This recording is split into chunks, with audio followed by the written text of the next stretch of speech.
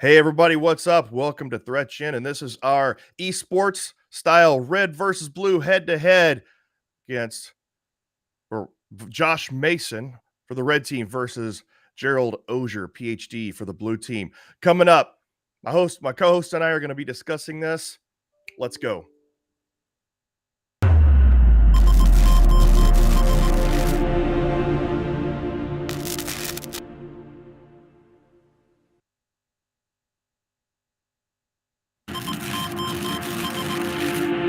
Simon, you need to turn your audio off there. What's up, everybody? Hey, this is Clint with ThreatGEN and Simon with Security Live. You there, Simon? There. What's up, everybody? Hey, maybe the echo's on my side. Should I put my headphones on? All right, let's do that. I just have mine muted, so I think it might be yours, Clint. Maybe the echo's on my side. Should I put my headphones on? Testing. Can you hear me now? All right, let's do that. I just have mine, so I think it might be yours, Clint. Maybe the echo's on my side. Should I put my headphones on? Testing. Can you hear me now? All right, let's do that. So I think it might be yours, Clint. How's this, everybody? maybe the echo's on my side. Nope, I think it's yours, Simon. I've got my headphones on, and I've got. Sorry, everybody. We're getting on it. We're getting on it. Okay. All right. So Simon had to go take care of his looping audio. I put my headphones on just to make sure. So what we're going to be talking about in this first 10 minutes or so here at the bottom of the hour, we actually have our first debut maiden voyage of the red versus blue esports broadcast of the head-to-head. We've already had a head-to-head battle against myself and Jerry, and I lost. And so I'm not necessarily sad about that or disgruntled or I don't hold a vendetta, but we'll see. But anyway, today it's all about Jerry, our reigning champion, against Josh Mason. So that's going to start at the bottom of the hour, actually about 6.5 minutes from now. And as soon as Simon gets back, we will be doing a sportscast style broadcast here, where we're going to be able to show both screens back and forth as they take their turns. And Simon and I are going to discuss it and talk about it, do play-by-play and color commentary. And then if you want to watch Jerry's stream, I think we might actually have that here, but I can post the link here in just a minute. So Jerry's stream, if you just want to watch the blue team, I'll create that here in just a second.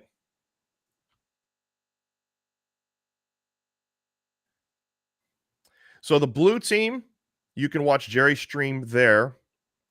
And if you want to watch the red team side, you'll be able to see that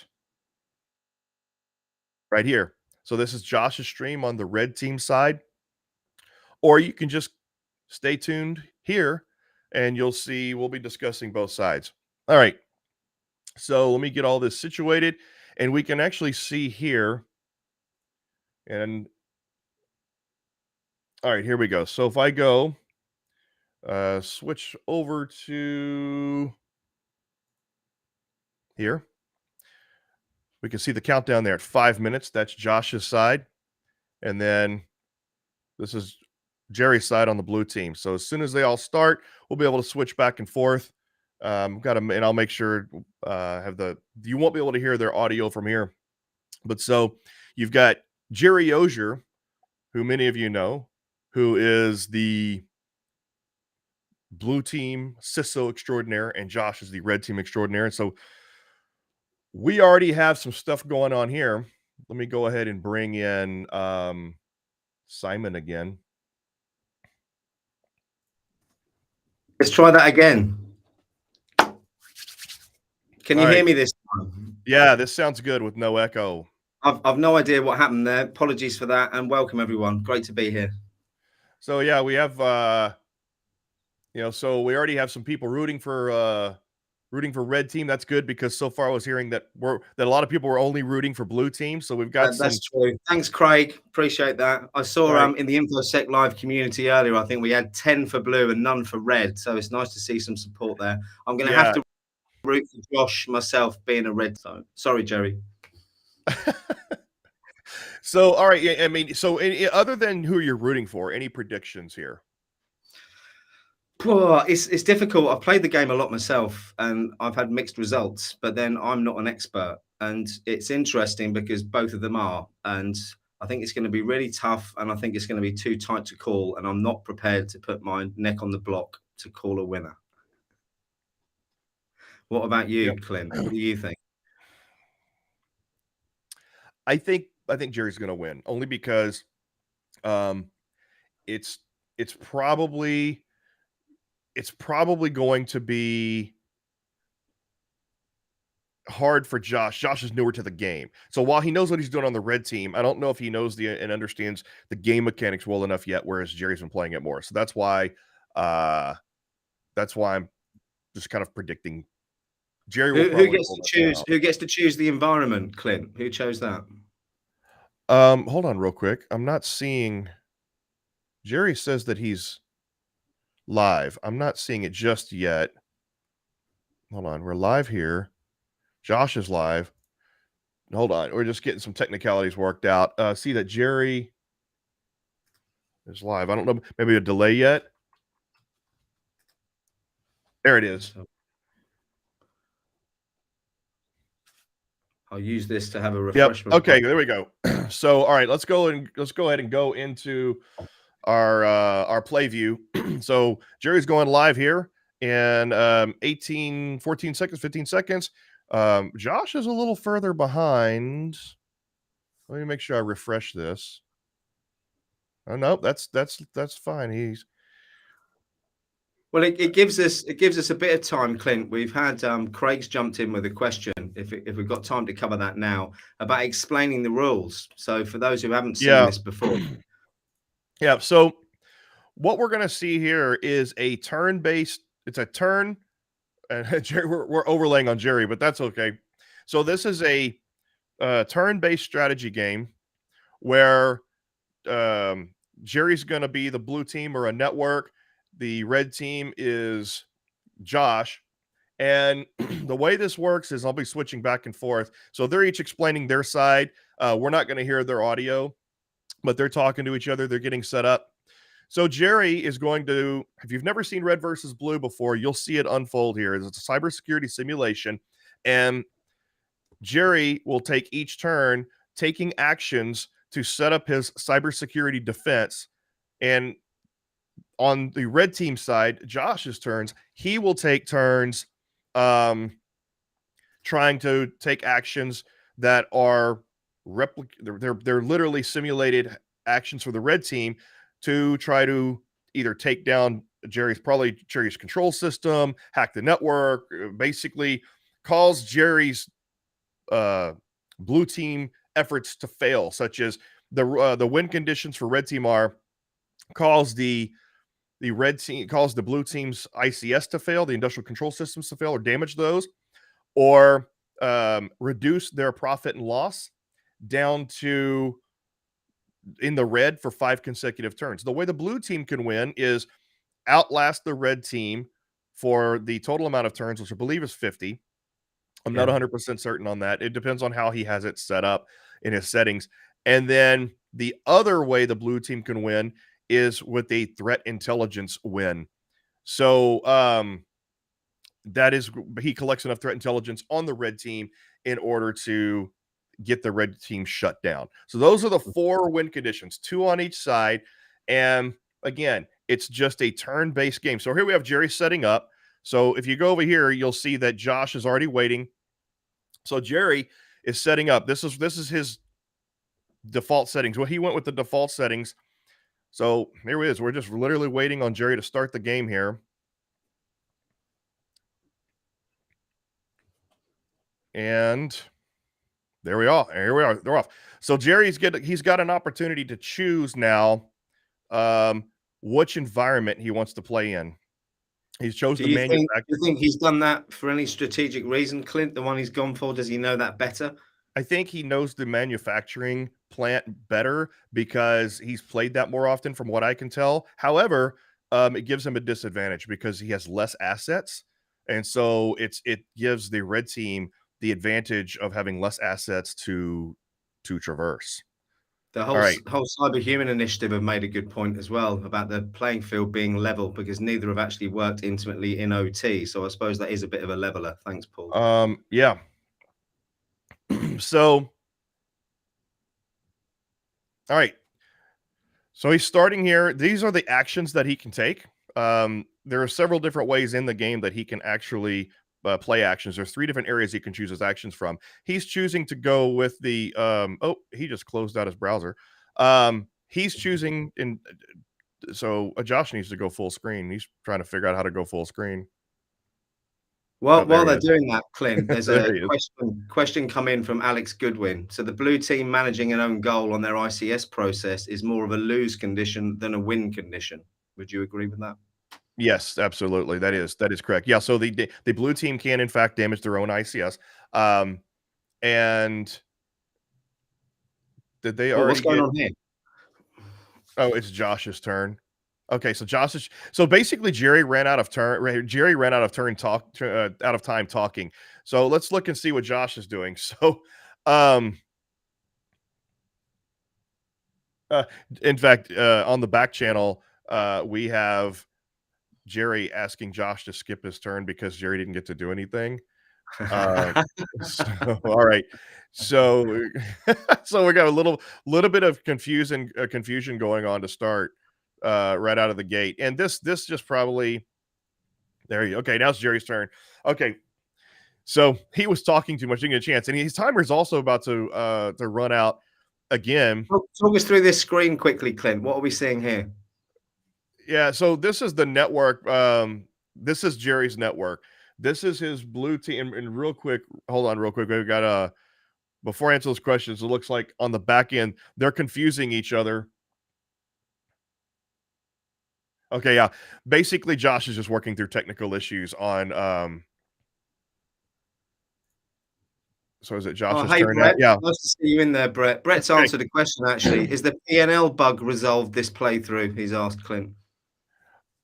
Which exactly which P&L bug?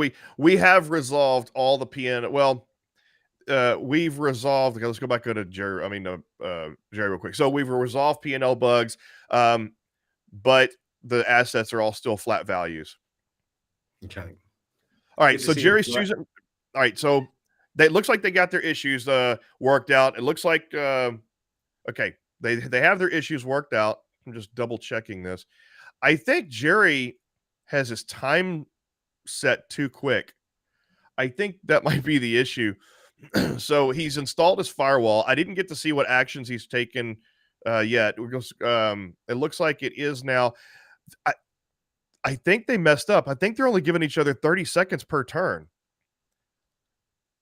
Yeah, it looks or that way. something like that, or 40 seconds per turn. All right, so he's done his open source intelligence.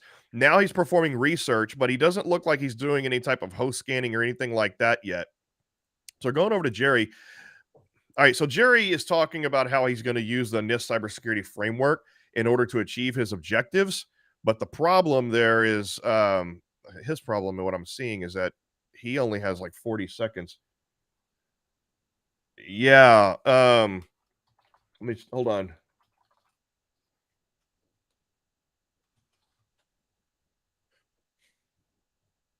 Okay. So yeah, I don't know why he only set 40 seconds per turn. That might be a mistake. Makes it hard to commentate. I can tell you right now. So it's currently his turn. He's going to lose time again. This is going to provide them no time, and that was Jerry's decision. It was either his decision or his mistake to set up the game. Blue team has the ability to set up the time and set up the rules. So I don't know if Jerry did that on purpose or did that on accident, but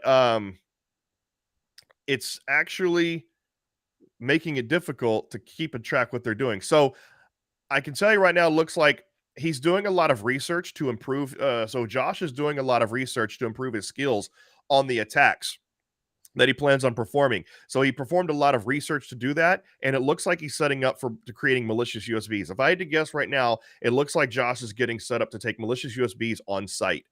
Whereas, I saw he just did 2 host scans as well while we were okay, chatting there. okay, all right, yeah. So I missed that. So Jerry now, I don't know exactly. Let's take a look and let's see where Jerry is trying to set up his defense. I feel like if he's trying to use the NIST cybersecurity framework to set up defense, then if he's on one hand, it's kind of cool because we get to see if his strategy works. On the other hand, we're going to see if the NIST cybersecurity framework stands up to Josh's attacks. So that's going to be interesting to see.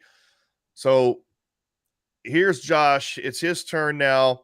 He's kind of going through the menu. These are his notifications to let him know what all is set up. It looks like he's prepared network evasion. So his network evasion will take effect on his very next attack. So he's got these 2 hosts that he found that he's already port scanned them. So he knows basically one's a network device and one's it looks like a Windows device. And so he's also performing physical recon, which is going to enable him to go on site. Now, I don't know what his strategy is. He's preparing for both. He's preparing to go on site, but he's also preparing to perform a network attack. So I don't know what strategy he's going with yet.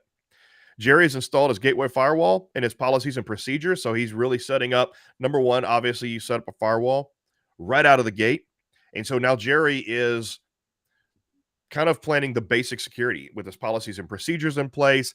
Looks like he's considering his asset inventory, which is going to be necessary to start finding vulnerabilities. I see from the chat, Clint, just keeping an eye on that. It looks like Josh made the rules. So he's put himself under that time pressure, which could be an advantage for him as the red team. Oh, wow. Okay. All right. So we're back to Josh's turn. So Josh is the one that made the rules. Wow. So he put the pressure on Jerry. He thinks he can move faster than Jerry. Whoever hosts makes the rules. So, all right. So he's looking for vulnerabilities. He's done service scans on those 2 hosts that he found now, and now he's doing he's looking for public vulnerability. So it looks like he's going on a direct attack, which looks like that's the gateway firewall as well as the a remote user. He's passed his turn now to Jerry. So in real life, Clint, just giving people some context, what kind of tools would he be using to do that? Which one? So Josh? Yes. He would be using things like Nmap or public or vulnerability to search for vulnerabilities. He'd be doing things like searching like the NIST vulnerability database or CERT vulnerability databases and things like that. Maybe to be using Metasploit for kind of an all-in-one combined attack tool set. All right, so he's passed his turn now to Josh. So Josh, pardon me, allergies. Josh is there. He goes. He's going in for an attack. He's using incorrect access control. He's not hanging about. He hasn't got much skill in that, Oh, though, has he? he's using command injection to attack the firewall, I think, but he's not going to be able to attack. He doesn't have enough resources to attack, I don't think. Maybe so. I don't know. We'll see. Has he got the skill set for it as well? It looked like when he did those attack moves that he had no skills in those areas. Yeah. He was choosing vulnerabilities that he had no extra skill in, so they're just flat. Yeah. So here on Jerry's turn, Jerry's already segmented his network. So now if Josh does get in on the perimeter, he's got a long way to traverse to get to the industrial control systems, which means he's going to have to probably go for a P&L strategy or P&L victory win, get his profit and loss into the red. You can see that up there at the see this red here? Yeah. This is a profit and loss meter. So if this profit and loss meter gets down into the red for 5 consecutive turns, Josh will win. If this threat intelligence meter gets up to 100%, Jerry will win. It is Josh's turn. Let's switch over. So kind of miss what he's doing. He's still creating those malicious USBs by the look of it. He's going to go and drop some of those. Yeah. So this icon up here, it tells you that he has a network evasion attack prepared for his next attack. And he does not have his malicious USB created yet. Jerry created his asset inventory, which means now he's preparing to go in for vulnerability scanning. So there is a new password attack mechanic in version 1.9, which is they're using, which is what they're using it. I don't know that any of them have it figured out yet, which means you can do direct password attacks now. You don't have to wait to see the password, a weak password vulnerability show up in your uh, attack. There, he's still looking. He's going to run out of time. He ran out of time. Looks like Josh's strategy might actually be working a little bit. I think you might be right. Yeah, so he's going to go for this attack now. He has all of his resources up there, so he's going to go for this attack. Find public vulnerabilities failed. How did that fail? There may have been he may have, I think because he's already there may be no known public vulnerabilities available on those assets. I've rarely seen looking for public vulnerabilities fail. I think he's already passed his turn. I see. I see Jess is watching all 3 streams at once. How are you doing that, Jess? It's hard enough concentrating from where I'm sitting. Yeah. This 40 you know what the thing? I think the fast-paced thing's working. I know it's hard for you to commentate on, but it does keep you engaged, doesn't it? And I feel like Jerry's sweating a little bit, perhaps. I can see him beading on his forehead. I'm not sure about that. I think Jerry feels pretty confident, even with the 40 seconds. You know, my concern is Josh just had a Josh just had a little bit of a tough break, with this not finding any public vulnerabilities. It's very rare to not find public vulnerabilities on an asset. And that was a tough break for him, which means in order to find vulnerabilities, okay, he's already passed this, right? I didn't get to see what he did. In order to find vulnerabilities on those 2 assets, he's going to have to do reverse engineering or fuzzing to find some 0 days. That was a really tough break. All right, so he's got his network segmented. He's got a SIM, but he hasn't. So a SIM doesn't work unless you also have sensors out there. So Jerry has a SIM, but he doesn't have any sensors. Now he's taking the route to do more hardening. So he's hardening his RDP just in case Josh compromises like a terminal server with RDP access into things. So that's smart. And he's going for he was taking a look at his ICS options. So if he wants to start securing or doing assessments on ICS devices, he has to do things like set up the proper ICS procedures or get vendor certification before patching so he doesn't damage his own ICS. Okay, looks like Josh has recruited some hackers, but something failed there. I didn't see what it was. Just a quick hello to everyone in the chat. Pamela, nice to see you here. Everyone else, nice to see you. If you've got any questions or anything you're not sure about, if you drop them in the chat, I'll keep my eyes peeled and get Clint to answer them. What's going on here, Clint? Have you seen? Well, he's not he's having some bad luck with stuff failing. And I didn't see what the other thing is what failed. And again, he's passed his turn. We'll see if we can catch his turn getting passed to him sooner, so we can, when he checks his notifications, we can see what it is that was failing. So right now, looks like Jerry is deploying USB security on all of his critical assets. I think he's expecting. Oh no, he's doing endpoint protection. So he's doing a vulnerability assessment this turn, and he's deploying endpoint protection or endpoint detection, which is basically his host-based intrusion detection system. So he'll be able to see if anything's been compromised. I still didn't see. Notice there's a computer that's not visible now that was there before. That's a remote user. That remote user has logged off, so now Josh doesn't have access to it. The beauty of working from home, Clint. That is. Oh, by the way, just real quick. So he has found vulnerabilities. I was incorrect. So this red shield here, that red shield means that he's not only found a vulnerability on that firewall, it means that it's a vulnerability that he has some research performed on already. The reason the vulnerability failed, looking for public vulnerabilities failed, is because there were no further public vulnerabilities to be found on the assets that he knows about. So he's going for another attack here, or he wants to, but he doesn't have resources. So I think he's using the attack interface to see what vulnerabilities he needs to research to give him the best chance of attacking that firewall. So he's attacking the perimeter right now. If I were, obviously he doesn't know what I know on Jerry's side, but I think Jerry's not focusing on physical security. So right now, the best chance that Josh has is to go in physical.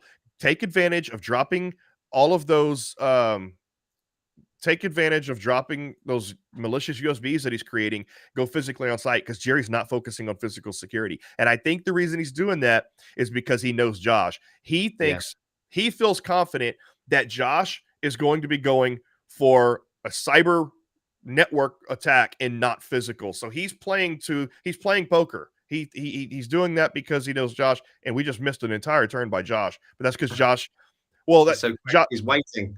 yeah, well, he has no resources, right? So if you look at him, he has no resources here. So he just passed his turn directly. Jerry has no resources either. So I don't know what Jerry's doing. I think he's just kind of talking to people or whatever, but he has no resources either. So he can't play anything either. I think he's just strategizing and talking to his viewers. Okay, So, well, while he's doing that, quick couple of shout outs. Kerry, thanks for joining. Sonny, my 17-year-old son, hello, thanks for joining. oh, Hope you're finding it awesome. interesting. Sonny's doing technology levels at the moment, part of which is obviously cybersecurity. So this is pretty interesting to him. Right, All let's right. see what's happening now. Has he got Yeah. resources? Yes, he has. Yeah, so that remote user is back, and it looks like he was checking to see what vulnerabilities he had. What's interesting about if he chooses to attack that remote user, number one, the remote user is very elusive, so sometimes it's hard to keep track of it because it'll log in and log off, and you may not have access to it whenever you want to attack it or use it. But if you do compromise that remote user, anytime that remote user is logged in, that's an attack vector, a separate attack vector into the network. So, for example, if you're choosing a P&L victory, you decide to deny the firewall and cut all of their network access off.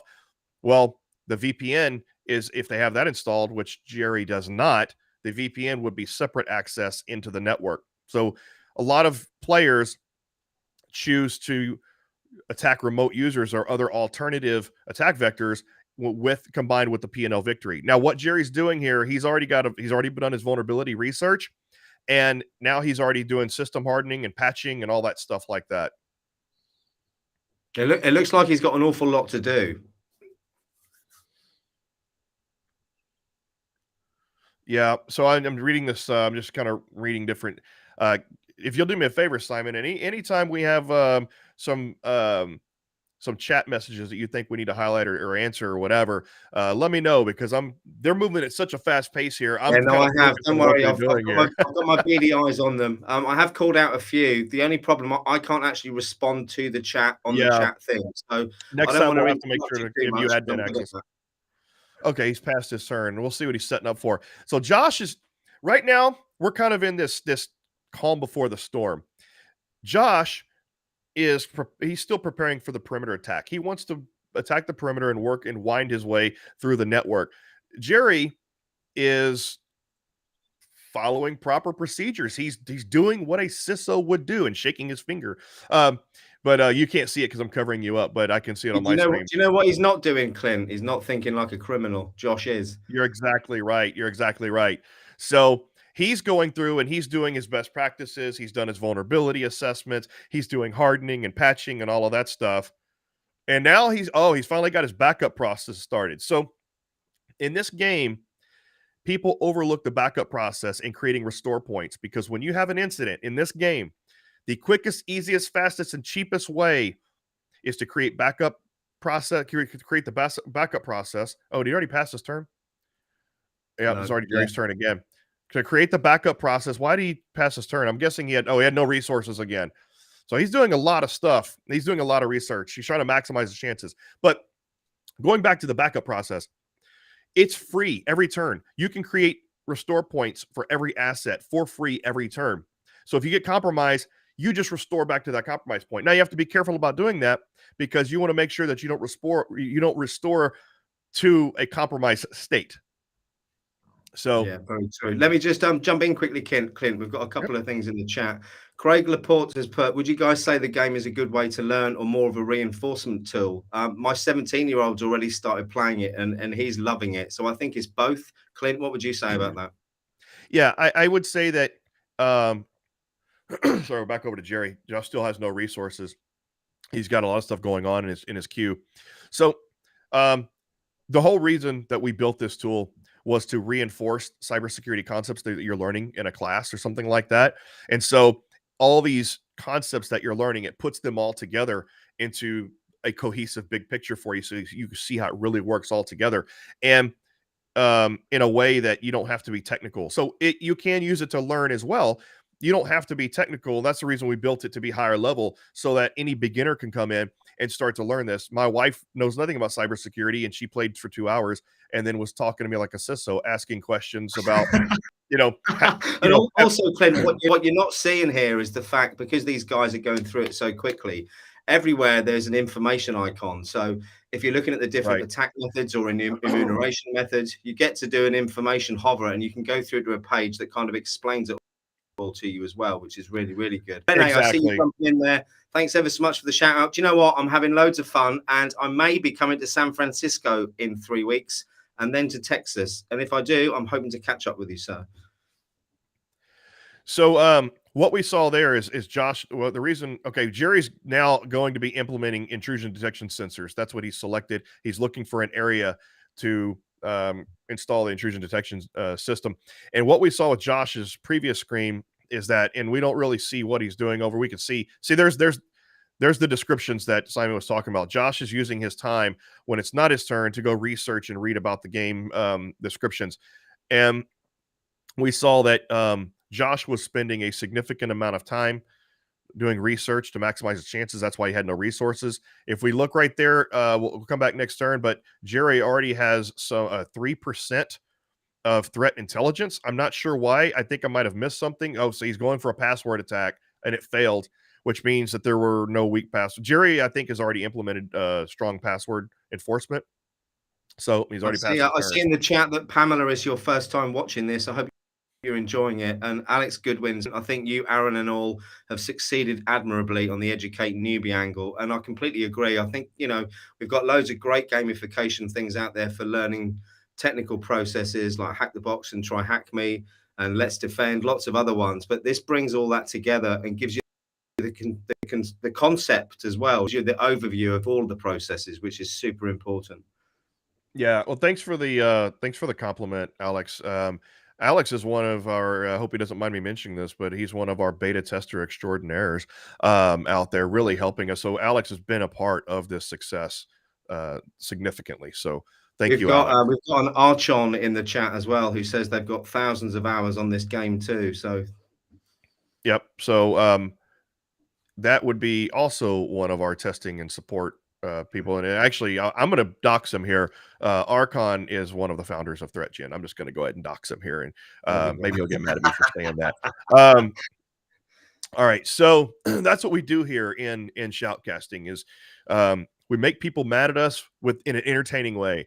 So I'll tell you what, though, Alex has also said that this has got him into doing CTFs, and I think that's a valid point, isn't it? Because it really okay. Perspective. That is fantastic, because let me tell you, CTFs are often intimidating for the people that are not as technical. And I think if this can be a less technical means to introduce you into cybersecurity and to give you the confidence to go do more technical things like CTFs, that's exactly the use case. And Rene, who's a good friend of mine in Texas, has said good gamification preparation in network defense for Sec Plus. And I think that's another very good point. Thanks for jumping in, Rene. Let me point something out here. All right, so what's happening is he has his intrusion detection system up, and you can't see it because his menu's in the way, but there's a red flashing icon there. His intrusion detection system has picked up that Josh is trying to attack him. Every single time the blue team detects something small or large, it affects this threat intelligence meter to some degree. Now, if he starts to make a focused effort on performing forensics analysis on the discoveries, he can increase that threat intelligence meter even faster. So I miss what actions that he's taking, but we'll see. All right, look at this. So apparently we missed something. I think, okay, Josh has not only it was the remote user. So he's taking control of this remote user. He's already pivoted into a host scan, which is why he sees more of these. He's now port scanning. So Josh has now found his way in through a remote user. So now this is going to start getting good. But Jerry knows it. Jerry has detected him. If you remember, Oh, sorry, he's already passed his turn. Josh is too quick. He is quick. So, Jerry, remember, the other thing is, Clint, with it being a remote user, is that it could drop out at any time as well. exactly. So Josh can lose his access and not be able to pivot if that remote user drops offline, which happens often. So, but Jerry detected it. Jerry's not detecting that it's compromised because he hasn't implemented the endpoint detection, but he did see that it was targeted at least through his network intrusion detection system. So he's aware of it and he's hardening appropriately. If I know Jerry, he's going to be creating a bubble of protection around that device that he thinks is compromised, or that he thinks is possibly compromised, but he knows has been targeted for a fact. Oh, All right. apparently, Jerry's run out of money. Oh, I didn't see that. We'll go back and look Yeah. at that here in a minute. Look at this. Josh is on a rampage. He's on a forced Go on, march. Josh. Another quick one. Hey guys, just curious if this is available on Steam. I think it is, isn't it, Clint? It is available on Steam. They're playing the pro version right now, but it is available for $15 on Steam. We run 50% discounts every 6 weeks. Can you drop, because I can't drop any links, could you drop the links in for the ThreatGEN portal for people to have a look also for the Steam one as well? I don't have the Steam one up. Hold on. Yeah, I could do this one. So you can see that this game is so the pro version and more information about this is available at threatgen.com.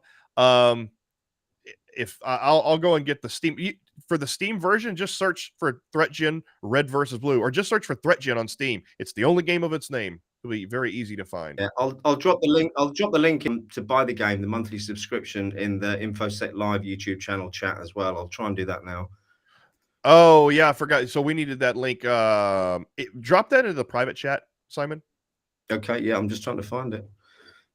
Multitasking is not my skill, as a lot of people watching will tell you. Yeah. Man, look at this. Josh is on a rampage. He has already got everything enumerated, and look, he has vulnerabilities that he's discovered on those devices. He's pressing forward. I don't think that Jerry has any clue that Josh is already in his network. So he must have spotted something else then. It can't have been this attack that he saw. Well, he saw that remote user had been targeted, but because he doesn't have endpoint detection installed, Jerry doesn't know that thing is compromised. I think Jerry thinks he's a little safe right now. All right, he's passed his turn. Let's see. Jerry got his budget.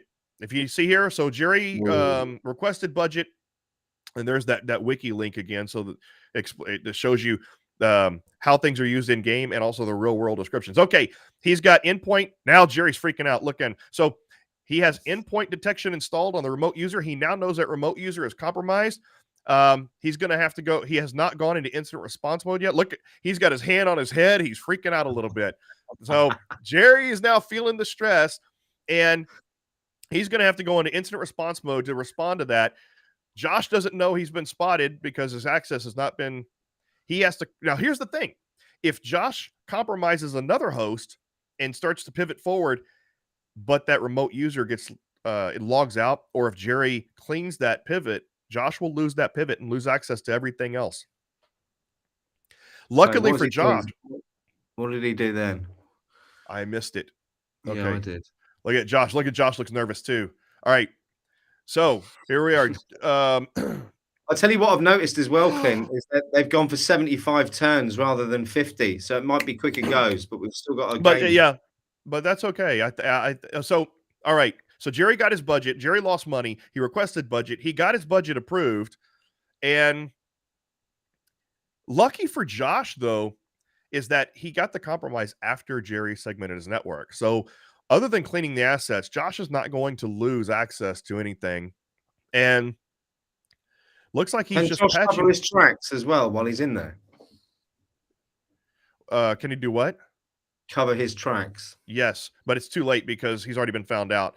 But he doesn't know that. But anytime you try to cover your tracks, after you've already been discovered, or if you try to cover your tracks. Access control attack, I think he's going for. Looks like for the SIM. Looks like he's going to go attack the SIM. No, yeah, he is. I didn't see which one. Maybe the Active Directory server. He's researching access control still.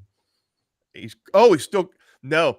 He's attacking the firewall again. He knows that remote user can drop out at any time. So he's looking for an alternative route into the network if that's the case. That's a Now, good point, Alex. Alex said, doesn't covering tracks require Josh to have researched persistence? yes, and he may have already done that. I haven't seen. He may have already researched persistence. So Jerry still hasn't gone into incident response mode to clean that remote user. And I think that his reasoning, and I haven't heard his commentary, but I think the reason why is because he thinks it's a remote user and he thinks it's cordoned off here and has limited access. But what he hasn't seen is that, and look at this, Josh has just compromised a firewall. Now, that's not the perimeter firewall. That's the server firewall. That's the firewall that separates the users and the server network.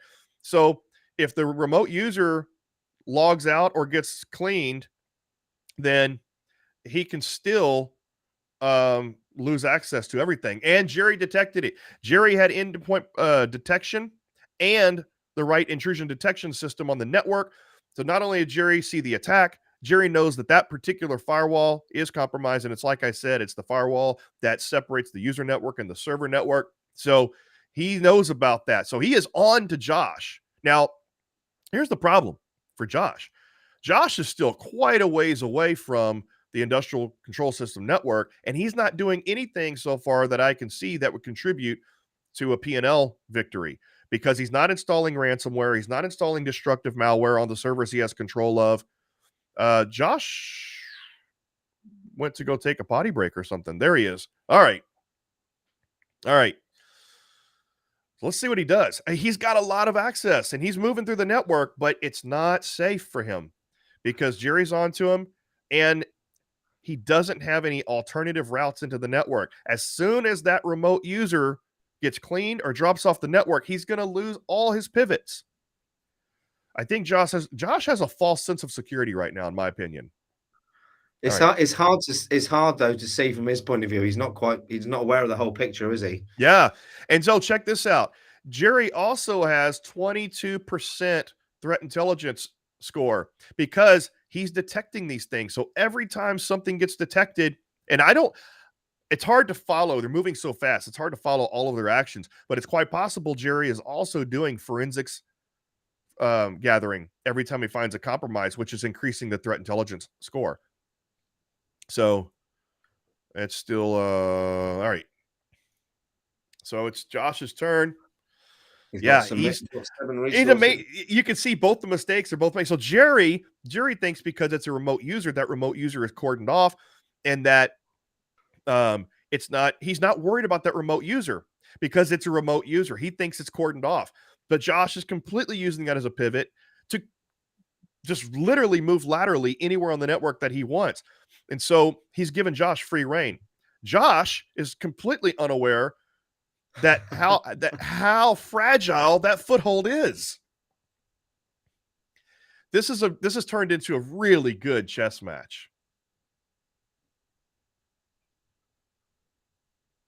And he still has not gone in. Oh, he is now in incident response mode. I missed that. So he is in incident response mode, and I did not see what actions he was taking to resolve this. I agree with you, Alex. A false sense of security, indeed. It's done that to me a few occasions as well. I'll be honest, I've only beat this system once, and I've played it quite a few times. It shows you my skill level. Oh, Simon, sorry. Earlier I said Cybersecurity Live. It's InfoSec Live. That I missaid the channel. Cyber info, potato. Doesn't matter. He's on Spaghetti Live. Spaghetti Live. Yeah. Macaroni Live today. All right. This is so interesting to me. Josh has pretty much complete reign now over 2 separate networks. It looks like he has control over the server network and over the DMZ network. And he has complete control over it. And he's just lost it. So Jerry just cleaned the firewall that Josh was on, and I don't know that I don't know that Jerry actually cleaned the remote user, but that remote user just logged off. So Josh just lost his pivot one way or You another. see, this is how quickly it can change. Just as Archon dropped in the chat that Josh can win in 3 or 4 turns, it's just flipped on his head, maybe. Yeah, and so here, because he just lost his pivot. Now, here's what's interesting. I don't know that Jerry actually had a chance to clean that pivot because the Pivot user may have removed. logged off. Yep, see, it said pivot Yeah. removed. So he knows he Yeah. just lost. He knows he just lost it. Look at him. You can't. The users can't see Josh's reaction, but Josh was going. So he knows he lost that pivot.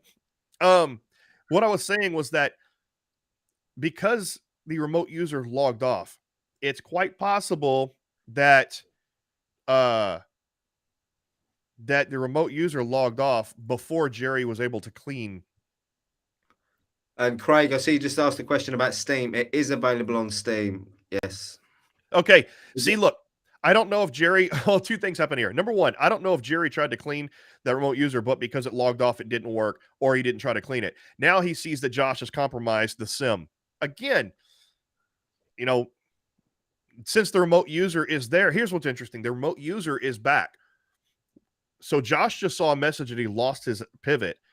He may not know that that pivot is back unless he tries something again. Has he done what many of us do, and he's gone down that rabbit hole? And as Archon just said, what's happened to the physical route? You know, he seems to have forgotten about that for now. Yeah, He? and from what I can tell, Josh, Jerry is not. He is not doing any focus whatsoever. Oh, he's trying to install disruptive malware. He's going for P&L victory now. He's trying to install disruptive malware, and it failed because I think Jerry has already done enough hardening on the systems that he's trying. So, and he's doing it on the remote user, it looks like, possibly the SIM server. So, I think going back to what you said earlier, Clint, I think that there is an advantage here for the blue team from a psychology point of view.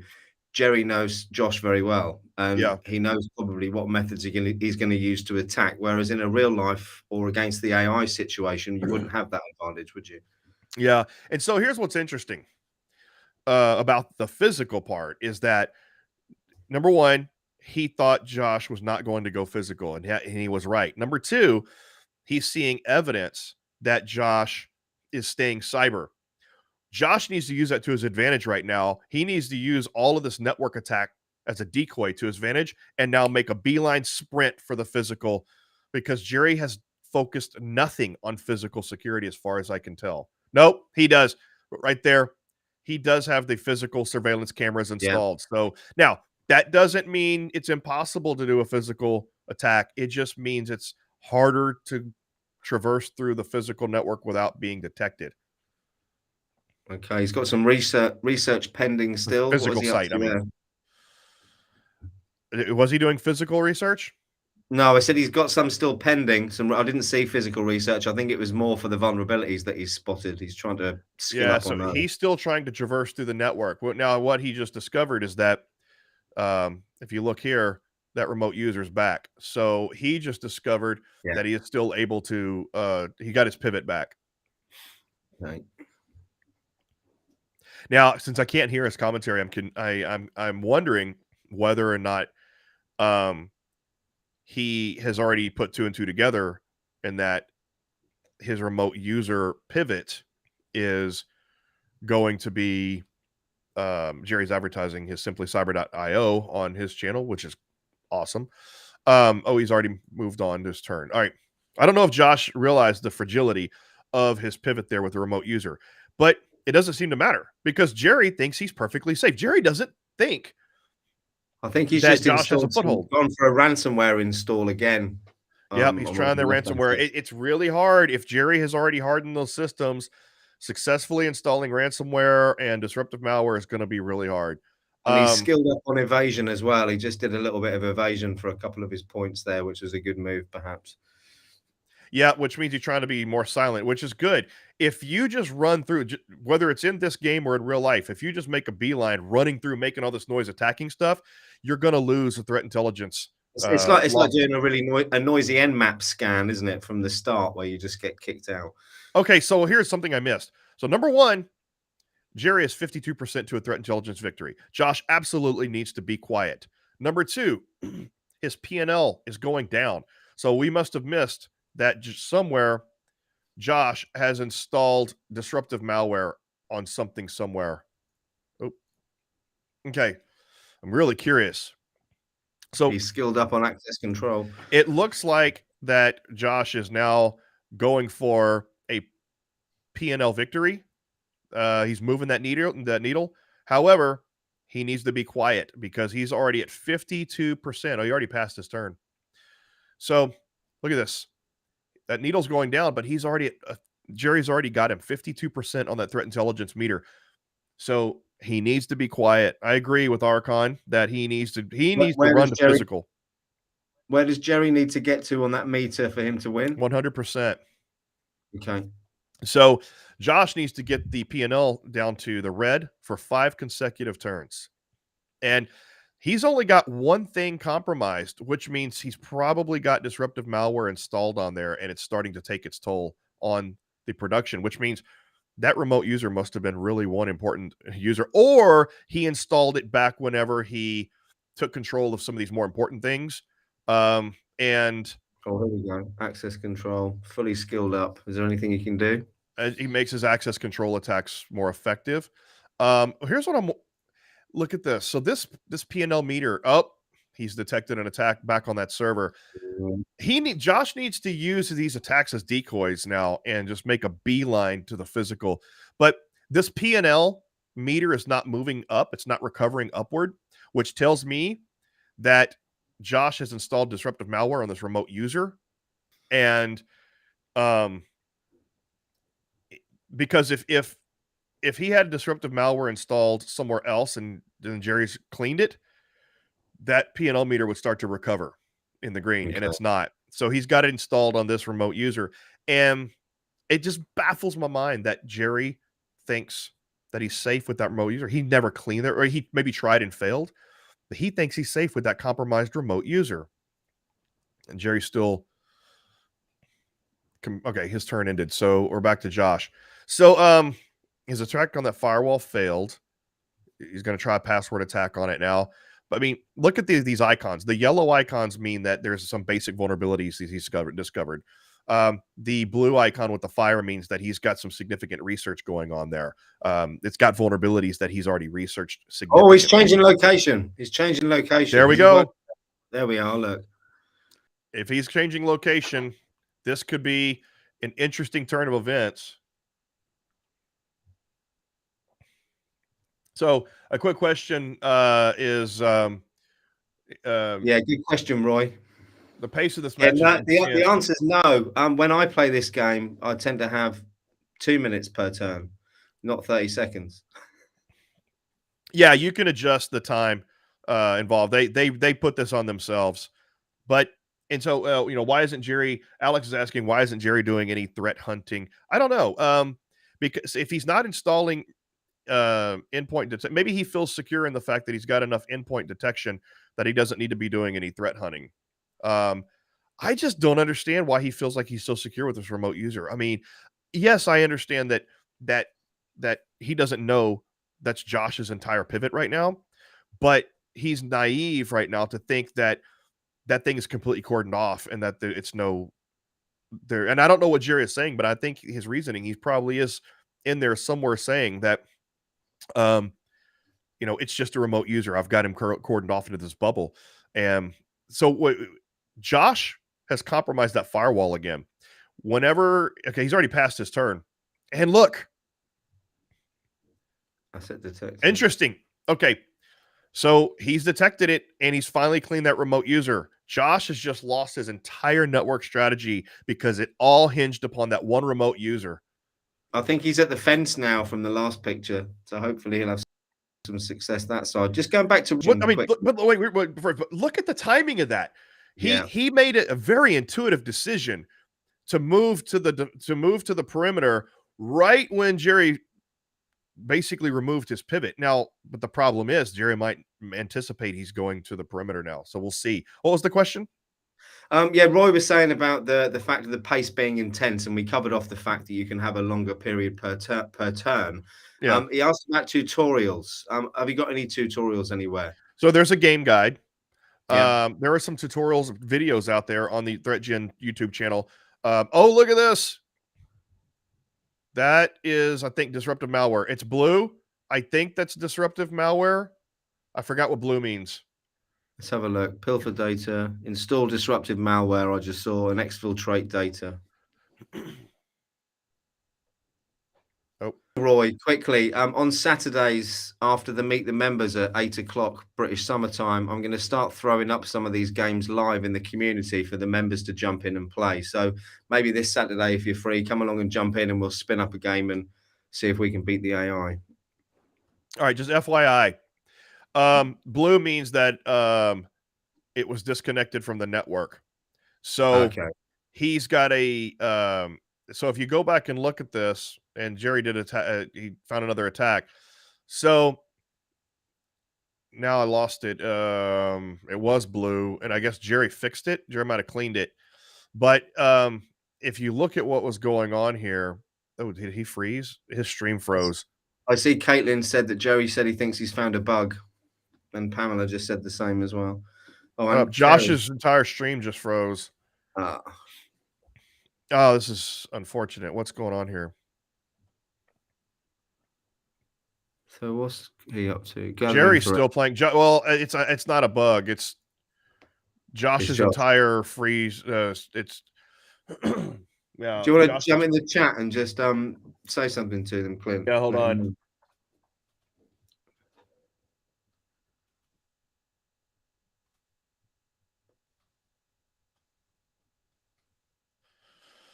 All right. Maybe he got arrested at the perimeter. So I don't know what Josh is doing now. I'm gonna try to refresh this screen. Oh, maybe it was my stream. Is it back? The counter still isn't moving down, I don't think. It's not his turn. Ah. Okay, it's fine. Yeah, the stream just froze for me. It's yeah. Thanks, Jess. Josh's stream is working on LinkedIn. It's working here now as well. Excellent. So he's installing disruptive malware or thinking about it. All right, so Jerry. Okay, so Jerry says there's a bug in the system. I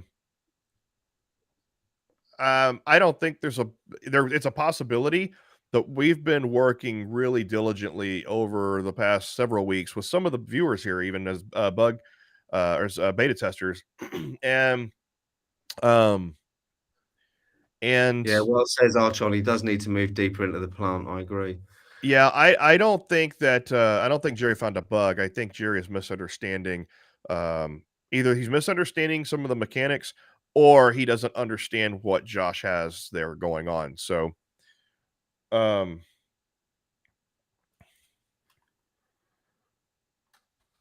see. Let me ask him. It looks like he's doing something to me. It's running out of time, though. That's for sure.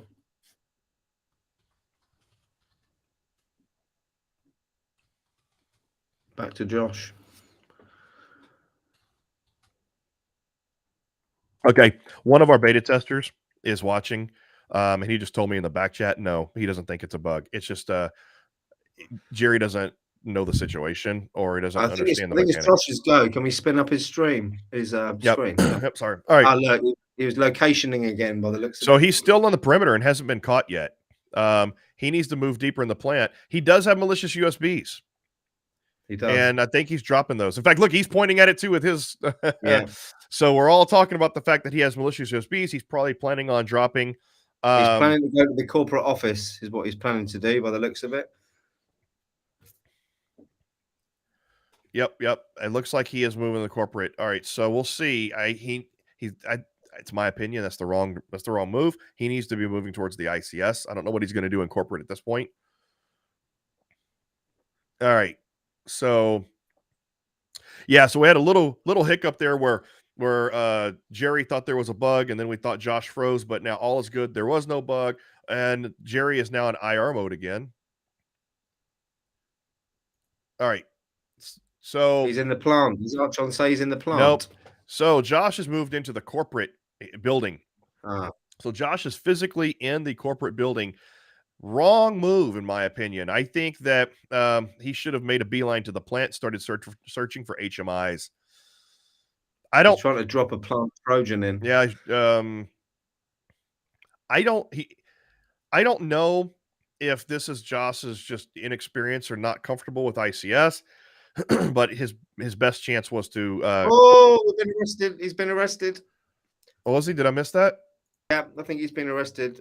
Karen says Jerry can't deactivate the IR for some reason as well, but I think irrespective of There's that, he's there's got a a chance reason of why support. he can't deactivate the IR because something is disconnected, I think. Ah, Oh, and he doesn't know it's disconnected, and I don't know why. So there might actually be a visual glitch there. I know that's making Jerry angry that oh, he can't Alex has deactivate just IR. said that Jerry's 86% threat intel as well. So look at this. Look at this. Jerry is 86% threat intel on Josh, but Josh has him in the orange on P&L. Ooh. This is How long does getting Josh stay interesting. in jail for, Jerry? Clint. I believe he loses 3 resources for 2 or 3 turns. I can't remember if it's 2 or Okay. 3 turns. In fact, we've been arguing about that on the development team. Okay. Craig has asked how long does a match usually last? When I've played it with 50 turns, I'm typically around 30, 40 minutes if I'm reasonably quick playing against the AI. Not sure about you, Clint. Yeah, 30 minutes on a if you're playing against another player, 30 minutes to an hour. If you're playing, it just really depends on the settings and how you have it and how comfortable you are with the game. I think you can have it as fast paced or as slow paced as you like, can't you? So I'd Oh, suggest longer games to start. Josh, Oh, it's recovering. So Jerry removed whatever was causing the PNL issues for Jerry is now recovering, and he should be able to. So I think what's going on is that there was something that was disconnected, and you cannot deactivate IR if something is still disconnected. And let's see. Yep. So something was disconnected, and he's not seeing this, so he doesn't know what to reconnect. So I do think there's a oh, here we visual go. What's bug. happened here? Network detection evasion succeeded. So we managed to keep out of the way there. Yep. He's out of So he's out of I think resources Jerry's still now. going to win here. Yeah, Yeah. Kerry mentions that Yeah. Jerry was having a problem with IR. We think it's because there was something disconnected from the network, Kerry, which impacted on that perhaps. Yep. Yep. Yep. All right. So there is a glitch. It was one of the firewalls that was disconnected, I believe. So Josh still hasn't got any goes yet, has he? By the look of it.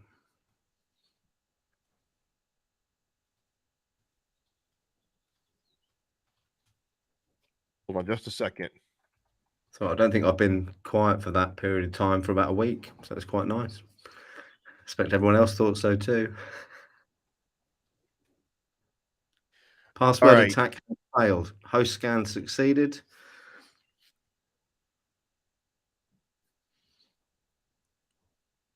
Yeah. Okay. So thanks, Alex. It was the server firewall. Yeah. Okay.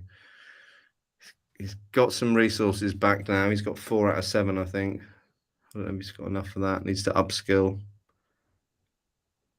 Okay. So yeah, I'm letting Jerry know.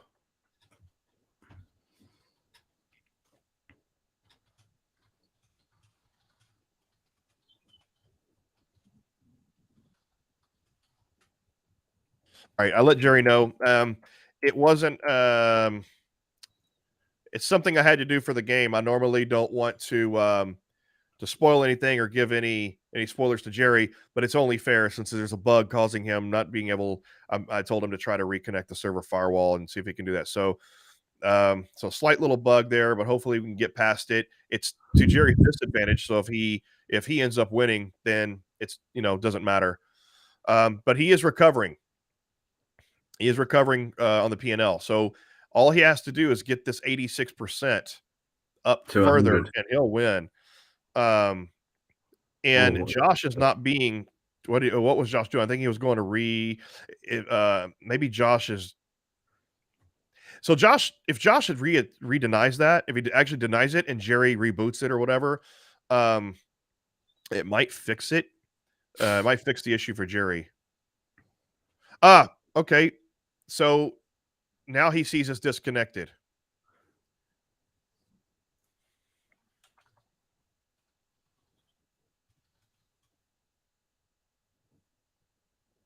So I'm looking to see. Yeah, so his gray lines, all his gray lines are gray instead of green. And that means it looks like this switch is disconnected. So I'm not sure if it's just that. Oh, it's gone now. Yeah, it looked like there was only one corner in. SW server, Alex says. Yeah, so I'm not sure if Josh denied that switch. It looks like Jerry disconnected the switch. Looks like he's thinking about sniffing some network traffic. Maybe not. Yeah. Did anybody see? Did Josh deny it or did Jerry disconnect it? Okay, well it's back now. I don't know. Archon said it's the server switch. So.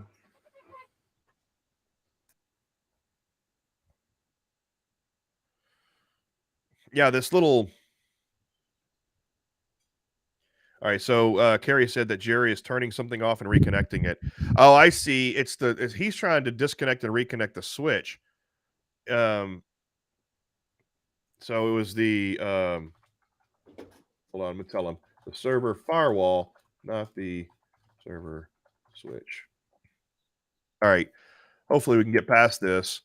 It's almost it's caused a bit of a stalemate right now. What's Josh up to now? I think it's his turn, Clint. There we go. Desperately looking around for what he can do, I think, is the answer. Yeah, because he has an opportunity here. I mean, Jerry's pretty safe, even stuck in IR mode and not being able to do anything else. I mean, IR mode is not a bad place to be stuck because if Josh attacks anything, Jerry's already in IR mode to go back and correct it. But we'll see if he can. Let's equate this to real life, right? He can't. They have a problem. There's the firewall. There's an issue with the firewall, and the firewall's broken, and so he has all of his incident response team trying to work on that firewall. So even though it's a bug in the game, it still represents real life a little bit. And that's absolutely. That's what we've been saying when Jerry and I played the first time, and when we play, we kind of say like, look, the game has bugs, every now and then. It might disrupt something while you're playing, but it's funny because all those bugs can be translated to real problems that you would have in real life that still fit the context of the game. I'm not making excuses, just making it fun. I thought that was brilliant until you ruined it with that at the end, Clint. It's true though, isn't it? And I sat here thinking the same thing. Nothing ever runs smoothly in IT. The 47 years of my life have shown me that. That's for sure. What's really interesting is that not only we have our volunteer beta testers that are watching this thing, Alex and some others, and then we also have we have a server chat on the back end of things on Discord, to where the players and myself and admins and support, we can all talk to each other. We have this huge support system going on. We have a huge support system going on while this game is going on. Beta testers are watching this. We have developers watching this. Right now, on the back end of our Discord chat, we have support going on throughout this entire game, to where we already have developers and beta testers all talking about the problem that's happening and working on ways to fix it and ways to get past it as a workaround in this game. So it's really cool to see how an entire group of community and support and developers have all come together to support this event. It's all official and stuff. Like, it's kind of cool. Yeah, definitely. Cody, I completely agree. Nothing ever runs smoothly in IT. It never has for me. Look at that. He's got control of the DMZ, which means now he has an alternative foothold. So now, and I think it's Jerry's turn. We're just not seeing what's going on because he's looking at the NIST cybersecurity framework because he can't do anything. Yeah, okay, now it's Josh's turn. So now Josh has a new foothold, so he doesn't have to worry about that remote user. It also looks like, so now that he's been arrested, he's focusing back on cyber, and I think he's a little gun shy now. He's fuzzing is what he's doing. He's looking for zero-day vulnerabilities. Well said, Alex. Jumping on the problem like a starving poodle setting on a pork chop. Brilliant. Yeah.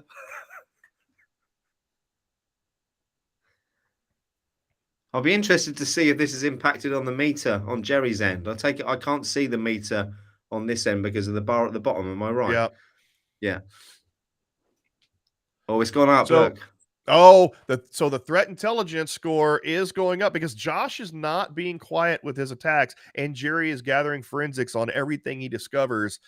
And so, Yeah. whatever Josh did have on Jerry that was affecting his P&L is gone. It is now recovering. He's just removed a loiterer from his network, is what the bar said when he clicked on it. I think No, here Jerry we has go. What's Josh going on on the here? ropes. Jerry has Josh on the ropes. Password attack. He's going for a password attack. It's desperate actions here, Josh. I hope It you hit is. I think it's at this late in the game, password attacks are not going to work.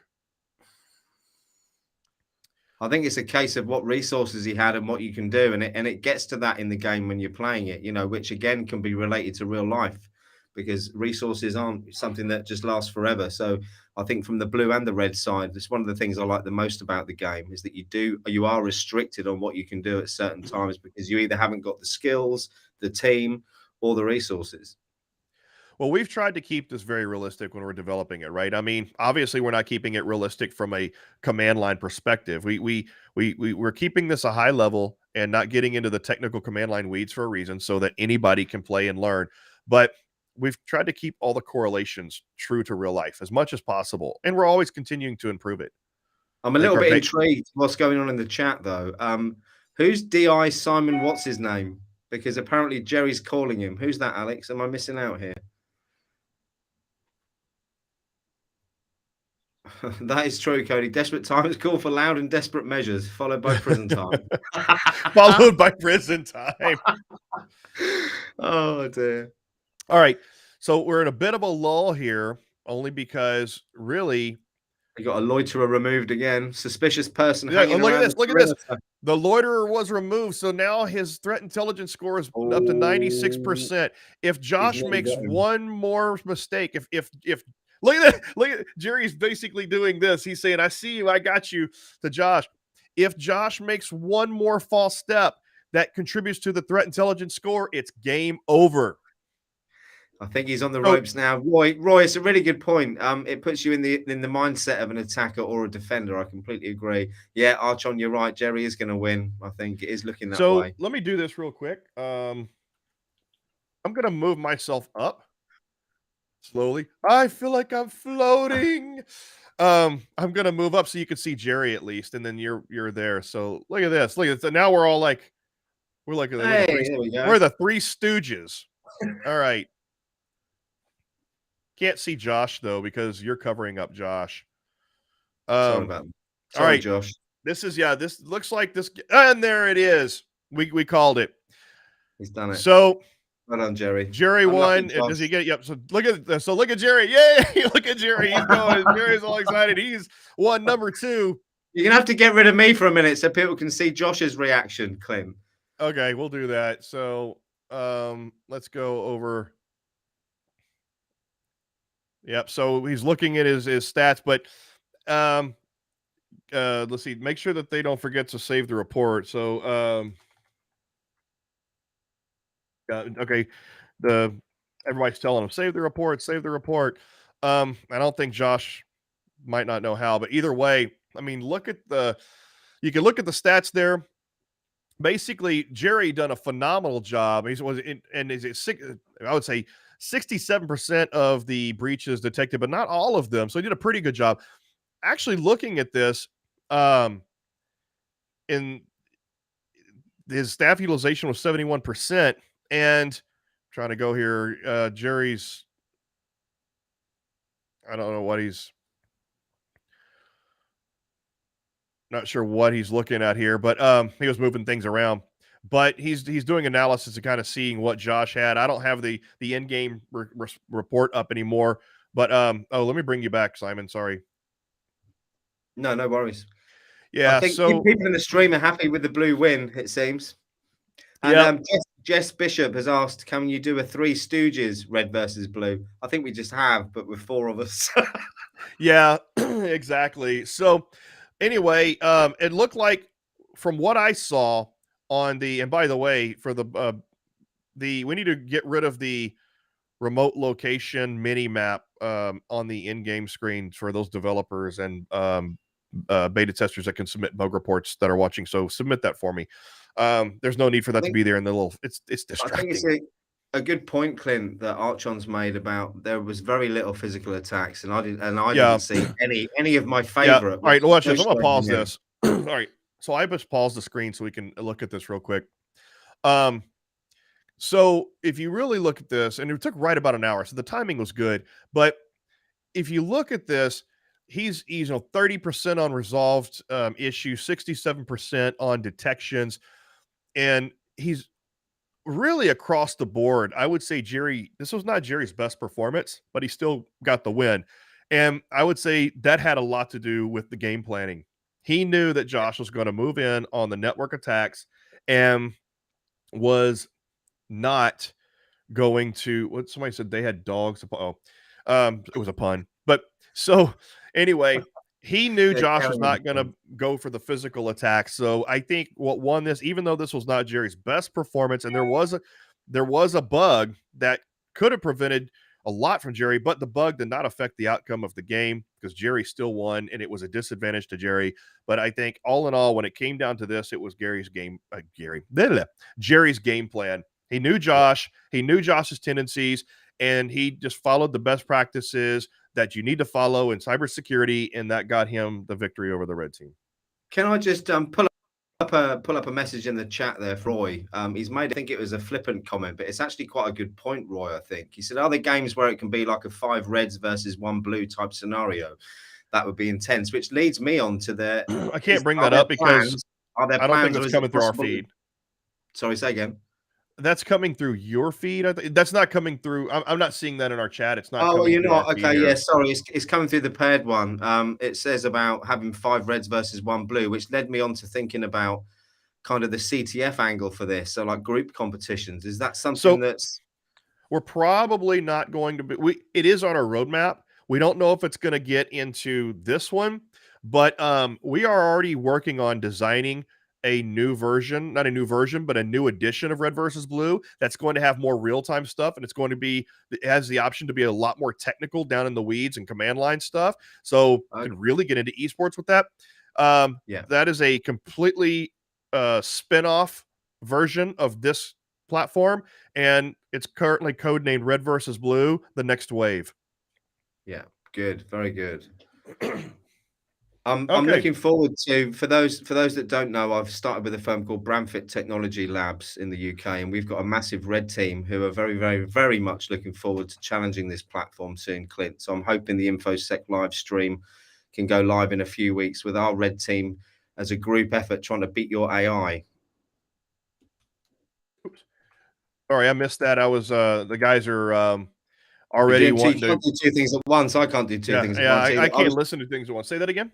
I was just saying the firm I've joined a few weeks back, Bramfit Technology Labs, are a penetration testing firm, and we've got a team of I think over 20 testers, and they're very keen to give your system a challenge. So I think over the next few weeks, if we could arrange a live stream in the InfoSec live community with some red team members trying to beat it, it could be good to get that perspective as well, couldn't it? Yeah, but here's the thing. I'm gonna just go ahead and put this out there that and look, you know what? At this point, let's go ahead and do this. All right. So I'm just going to put this out there that right now our AI is very basic, and then I would say that it's not going to present a realistic challenge to as people are starting to find tendencies, and so it's not going to present a 100% realistic challenge to actual skilled teams in real life. However, what it can help with is helping you practice your existing strategy, like player versus player, team versus team. I will tell Yeah. you this though, next quarter we do start the design for an upgraded AI that is going to be right now it's a simple decision tree. We are upgrading it with Bayesian logic and some Bayesian theorem logic, which is the same type of logic and machine learning type logic that they use for chess AI. Oh, So we will be okay. implementing that a little bit. That's going to be like late this year, but next quarter or maybe early next year, but next quarter we're implementing phase 2 of our AI upgrade, which has a more complex decision tree for the AI, and it will react it will do more, have more reactive strategy. Right now, it just kind of follows its path based on the state of the game. The But next let's phase will be able to react. not detract away from that. Not detract away from that, Clint, because I still team collaboration learning point of view, the platform as it is could be an awesome tool for a team to come together. And especially now, as more and more companies, mine included, are working solely remotely, to have something like this that can bring the team together to practice their methods and practice kind of or learning what each other are good at could be a good thing as well. And Archon said, put me up against them. So it sounds like we've got a challenge on there from one of your co-founders. Yeah, absolutely. Hold on real quick. So the guys want to come on. That we're going to get everybody here on the chat real quick. Hey. The participants. I'm looking for my my add guest. It is at the bottom. I've got a different output to you, but there should be an icon in the middle of the round buttons at the bottom. Yes. Here we go. All right. So it looks like I see another question there while you're doing that, Clint. Renee said, how can we become one of your beta testers? And as an ex-law enforcement professional now in the cybersecurity industry, I would say he'd be a pretty good one as well. yeah. So if you want to be a beta tester, first start out on Steam.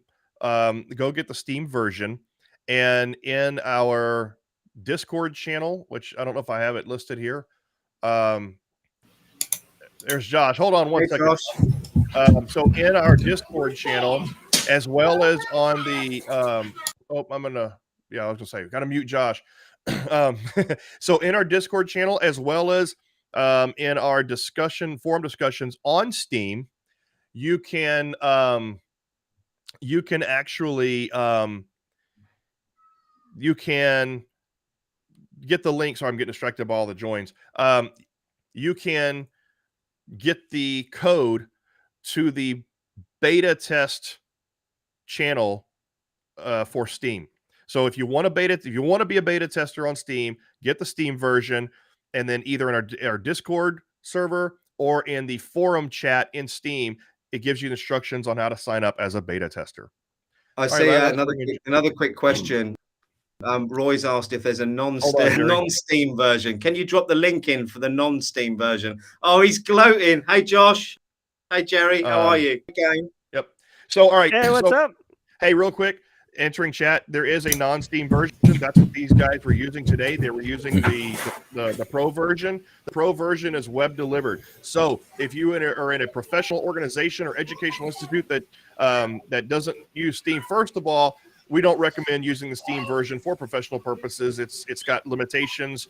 Plus, you have to have the Steam platform. If you want to use this for a professional purpose, organization, or educational institute, yes, it's web delivered, and we have the pro version. All right, so let's move on. Let's talk about let's address the elephant in the room.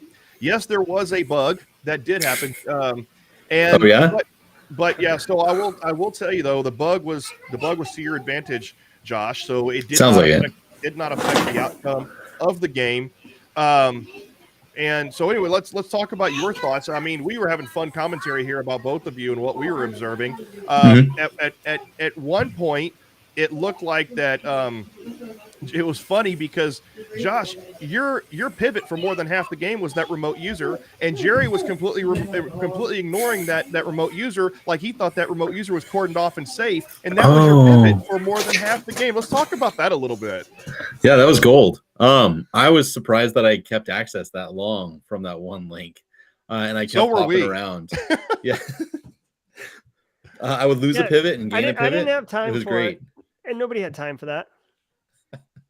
It was it your decision, Josh, to make it such a fast-paced game? Because at the start we were panicking about it a little bit, but it actually ended up being really, really good from a commentary point of view. And I must just clear up before you watch this back. Sorry, Jerry, but I was cheering for Josh today because I'm a bit red team. But yeah, so I've played this almost a dozen times now, and I've yet to win a game as the red team on it. Mostly because as you gain traction, you lose traction. It makes sense. And it's also one of those things, I just haven't developed a strategy that gets you all the way to the end that's like 100% successful. Which also, I don't know, kind of makes sense in the big scheme of things. I set it to fast pace, knowing that Jerry knows what he's doing. I've seen him play, I've seen him win on the blue team. And I figured if I threw it out there at like 30, 40 seconds, he would have to make quick decisions. And if he made quick decisions, he might make the wrong decisions. I think, So I I think it was was really hoping for. a good shout as well, Josh. It was a good shout. And it looked like start with Jerry a little bit. I might have got wrong, but I think the bit Yeah, I've had hold on. success My- with on the of one course, I just got a occasion where phone I call, beat which that screwed it. AI is where I pivoted to the kind of physical attack whilst I had the other attack going on. And that wasn't through my technical genius. That was through me clicking buttons just to work out what was the best to do. But I was surprised I didn't see you dive more into the physical side, Josh. Or do you think Jerry kind of, because he knows you so well, Clinton and I was saying That's where I was going to go. That's where I was going to go. Yeah, the psychology of it came into play before the game had started, because Jerry kind of had, I reckon, on how you were going to approach that. Is that true, Jerry? So I said it on stream that Josh had made a comment on Tuesdays, a live stream that I do every morning, a threat briefing. He made the comment on Tuesday or Monday, spoiler, ransomware. So I considered that threat intelligence. I said it's no different than cruising in the dark web, using a sock puppet account and finding out that, you know, healthcare is going to be targeted by Conti or something. So I said, okay, I'm focused on ransomware.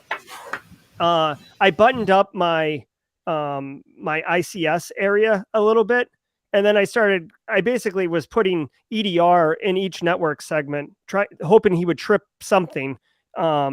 So that was my approach. And then once he started getting noisy in my corporate IT area, I Eye of Sauron just and pushed it right over in that direction. Were you not concerned, Jerry, that he was going to go for more of a physical attack at any point, or did you feel with your cameras you had that covered? Yeah. So, again, like from a GRC perspective, I know GRC gets crapped on, but listen, I did physical surveillance cameras and security awareness. Like I felt that the risk, likelihood of Josh getting on premise and not being detected within a turn or two was low. So I basically stood that up quickly as, okay, this is a taking care of that kind of attack vector. Now let me get more technical with my EDR in the different areas, network segmentation, et cetera. Kind of worried about more of the remote access perspective. And I mean, looking at how he won, or excuse me, what he accomplished at the end of the game, he did own the whole kind of remote access world. He owned endpoints. He owned the VPN concentrator. So yeah. Well, and we said that at the beginning of the game. Sorry, I'll give you the mic here in a minute, Josh. But Simon and I commented at the very beginning of the game that we were the way that you were playing. We predicted that it looked like that you were using your game plan. You had a game plan thinking that Josh was going to go cyber and not physical, and you stuck to that. So, all right, I'll pass it back to you, Josh. Yeah. I have the benefit of I've watched Jerry do this a few times. So I know kind of what he's thinking in a few things. So I figured he was going to stand up training and cameras fast because it takes few resources. It's fairly cheap, and it can be kind of bulletproof if the red side doesn't invest. So initially you can invest heavily. I did try to sneak in early on in the game, see if I could get access, and I got kicked out pretty quickly. It wasn't until like the third attempt that I actually got arrested. But it's difficult to make that work for you unless they're not paying attention. So if you go against a person who doesn't think to put up cameras, is like, oh, I don't need that. I need to set up the network side. It's overpowered at that point. Yeah, then you could sneak in. If you get enough resources, you recruit a couple more hackers and you bump up your social engineering, you get your USB and you go to town there. That could be money. That could be great. I haven't had great success myself, and I didn't think I would with Jerry. I tried it again later, and I made the most progress after I had invested in social engineering and physical attack research. It was bouncing around in the network and gaining wins and taking whatever I could win-wise. That really was my route, but it's also difficult. You want to research things that have the most bang for the buck. So if I saw a vulnerability across interfaces, across different platforms, I'd try to research that and then see where it would hit, looking at firewalls and switches to make the most of pivoting. It was also one of those things I haven't played the blue side on this one, actually. Your dog has something to say. Yeah. My kids are going off to swim lessons, so the dog is very loud. I've had to be on mute the last 5 minutes because mine is screaming downstairs, Josh. I wouldn't worry about it. Yeah. So let me point out a couple interesting things that are happening here for chat and for the greater good here. So we talk about TTPs often, right? TTPs being like you can change the hash of a file or a piece of malware, how it executes, but you can't really change the approach that a threat actor takes because it's their style. And Josh said, we normally associate TTPs with threat actors, right? APTs. Josh said, I've seen Jerry play a few times. I know what his approach is. And that is no different. It's the first time I've ever really thought about TTPs from a defender perspective, because usually cybersecurity professionals aren't broadcasting their strategy and approach on how to defend. But it's no different. Like he took that TTP as intel on how to formulate his objective and how to execute on that objective. I thought that was really cool. The other thing, if you followed my stream today, and Josh, the bug was I couldn't deactivate IR. On turn 48 out of 75, I activated IR to clean up my SIM server. Once it was cleaned, the ability to deactivate IR was disabled, and I was basically unable to improve my cybersecurity posture after that turn. So whatever I was on turn 48 is what I was for the rest of the game. Now, fortunately, anytime you broke something, I could do IR on it because I was stuck in IR. But for those of you who are watching who don't know this, the more I thought about it, the more I was like, this is really actually realistic of real life, because I can't always get the R&D people to like patch their systems, and Shadow IT pops up all the time. And, like sometimes you've got what you've got.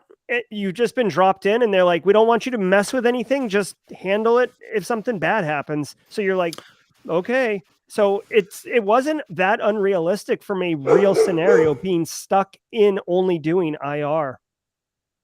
So I do kind of wonder, because I never fully lost access. So but I guess you lost the ability to deactivate IR. Yes. You said? So anytime you popped a machine, I could remediate it. And I did backups, so I could restore from backups, which is 1 turn, 1 person, $0. So that's a really great investment. I could easily clean up really quickly. In fact, that laptop that was your major foothold, the only reason I cleaned it up is because I was stuck in IR, and I was like, well, I guess this is something I can do while I'm in here. Oh, that's funny.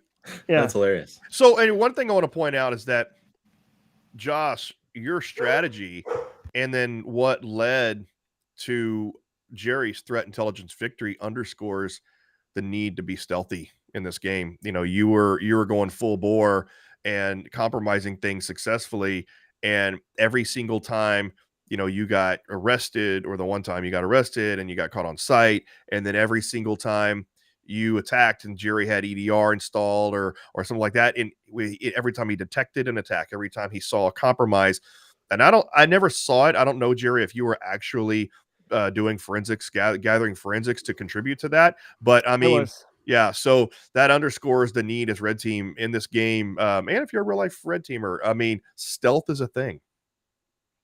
Yeah, it's true that my bet was either that we ran out of time or Jerry would win on threat intel.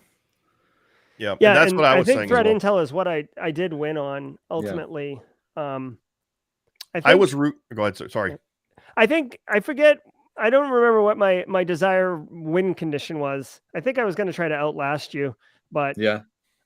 But anyways, I'll take a threat intel win. I may have outlasted you too, because we were getting pretty close to the end there. What were you going to say, Clint? It was. Oh, I was going to say, so as a fellow Red Teamer, I was absolutely rooting for you, Josh. But I did predict Jerry would end up winning. And if you go back to the beginning of this recorded video, we'll get to that in a minute. I was betting that Jerry was going to win, mostly due to the fact that he has more experience playing the game. I thought it was going to be your lack of experience with the game, not your lack of experience as a red teamer, or that your skills are better than Jerry, or anything like that, or his skills are better than yours. I predicted that you were going to lose mainly because you don't have as much time in game. What I think would be a lot of fun is if we swapped it up in a few weeks, where I take the blue side, and then if you guys teamed up, where you could chat together on the red side. I think doing team would be really awesome to where on the red team stream, it's their team talking and playing, and the blue team stream, but we still have I'd like to hear from chat, honestly. Shoutcaster is cool, yeah. Yeah, but I think that I tell you what, Simon and I, the fast pace that you did, Josh, really initially had us like, oh, click, click, click. But we eventually acclimated to your pace, and then outside of the bug we're trying to figure out, the game, that the shoutcasting had a nice cadence to it. It felt it was fun on our side. I would like to hear from number one. I'd like to hear from live chat here on what you thought of the shoutcast format. And number two, if you're watching this recorded, let us know in the comments what you thought of the shoutcast format here, because we're doing this for to have added value and fun. So instead of you like one of our viewers, Jess, who always puts up two screens, instead of you trying to manually watch both and hear everything like that, the shoutcast, number one, makes it more fun like esports. But number two, you're hearing from my expert commentary as a cybersecurity professional, but also by me. And Josh has to go. All right, Josh, thank you. See you. Thank you for the sticking around for the debrief. But we'll continue here. Take care, Josh. Yeah, we can definitely do that. And also another like process improvement that I think chat would really enjoy, and that I know would be better for an overall quality production. YouTube literally just introduced a new feature last week called live redirect, but it's like Twitch raids, if you're familiar with that.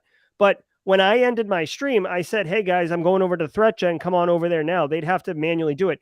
You can configure it to just push them. They'll just push. Like, nice. You know, like YouTube says next video coming up automatically. Yeah. It's just like that, except it'll be this stream. So we should definitely do that if people enjoy the format. Yeah, definitely let us know. Can I just jump in real quickly, because I've actually got a real job. I think we're gonna have to end this pretty soon. Yeah.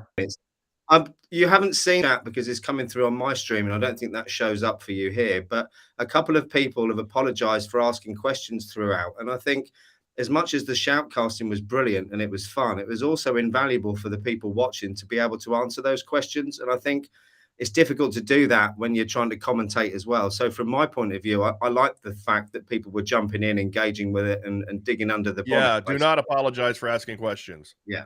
But anyway, look, it's been so much fun. I've got another meeting. So look, have fun, everyone. Thanks ever so much for inviting me along. It's been awesome. Sounds good, Simon. Yep. All right, Jerry, you going to bounce too? I think what we'll do is in future versions, we will actually, we can actually have a kind of a scripted, how we push everybody over. Let's do the debrief afterwards, and then how we in the chat and everything like that. Absolutely. This was a good test run, and like Josh said, I'm happy to reconvene. I'm streaming every Wednesday at 11:30 a.m. with Clint, playing red versus blue in different kind of simulation formats. The heads up plays we have been doing probably like once a month. I know Josh mentioned wanting to do it a month from now. Switching roles, I'm totally cool with that. We can definitely do that. We could do more of this heads up play. I kind of like both formats because there's educational value in the playing the AI. But yeah, so let us know. Use comments, use chat, ping us on Discord, on LinkedIn, on Twitter, whatever. Just get your commentary to us so we can make this as valuable and as entertaining for you that we can, right? Like, we're literally live streaming to you. So like, if it's not good for you, then like, we don't want to do it. So yeah, exactly. Yeah, this number one, it's meant, we did it this way to be fun, but it needs to be of value to you. So definitely let us know. On that note, I think we're going to call it. It's at the top of the hour. We're actually a couple minutes past. So thanks for joining us, everyone. I hope this was valuable, and I hope it was fun, and we'll see everybody next time. Take care. Take care, everybody. Thank you.